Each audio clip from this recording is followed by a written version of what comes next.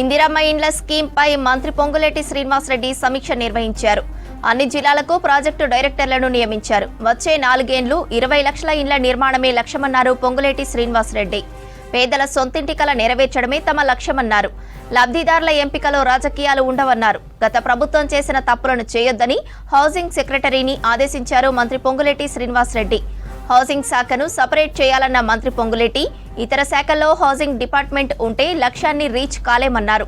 ఇదే విషయాన్ని ముఖ్యమంత్రి రేవంత్ రెడ్డి దృష్టికి తీసుకెళ్లామన్నారు మంత్రి పొంగులేటి శ్రీనివాసరెడ్డి. అన్ని మండల కేంద్రాల్లో ఇందిరమ్మ మోడల్ హౌస్లో నిర్మించాలన్నారు. ఇప్పటికే కలెక్టర్లకు ఆదేశాలు ఇచ్చామని, మండల కేంద్రాల్లో మంత్రులు, ఎమ్మెల్యేలు శంకుస్థాపనలు చేస్తున్నారన్నారు. ప్లేస్ లేని దగ్గర, ప్రభుత్వ జాగా ఉన్న దగ్గర నిర్మాణాలు చేపట్టాలని సూచించారు. నెలలోగా ఈ ప్రక్రియను పూర్తి చేయాలని సూచించారు. ఇందిరమ్మ ఇండ్ల స్కీమ్ పై మంత్రి పొంగులేటి శ్రీనివాసరెడ్డి సమీక్ష నిర్వహించారు. అన్ని జిల్లాలకు ప్రాజెక్టు డైరెక్టర్లను నియమించారు. వచ్చే 4 ఏళ్లు 20 లక్షల ఇండ్ల నిర్మాణమే లక్ష్యమన్నారు పొంగులేటి శ్రీనివాసరెడ్డి. పేదల సొంతింటి కల నెరవేర్చడమే తమ లక్ష్యమన్నారు. లబ్ధిదారుల ఎంపికలో రాజకీయాలు ఉండవన్నారు. గత ప్రభుత్వం చేసిన తప్పులను చేయొద్దని హౌసింగ్ సెక్రటరీని ఆదేశించారు మంత్రి పొంగులేటి శ్రీనివాసరెడ్డి. హౌసింగ్ శాఖను సపరేట్ చేయాలన్న మంత్రి పొంగులేటి, ఇతర శాఖల్లో హౌసింగ్ డిపార్ట్మెంట్ ఉంటే లక్ష్యాన్ని రీచ్ కాలేమన్నారు.